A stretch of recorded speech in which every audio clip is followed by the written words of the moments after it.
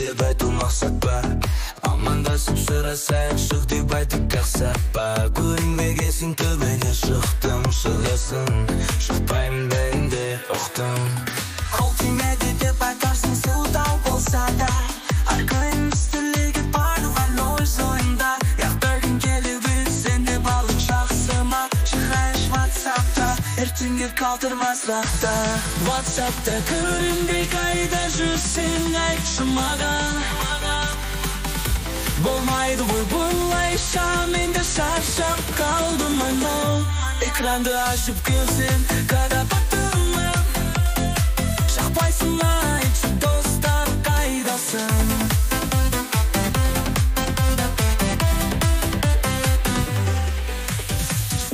Хабар жіберіп тұрсам да бердеуге, ешкім жауап қайтармайды WhatsApp'та. Неге бәрі үнсіз, неге бәрі тасада, жауап күтіп атырмын так үнсіз аңа. Телефонды алмайтын жұрт бар шығар, так күтеміз бәрі жақсы болсын деп назар.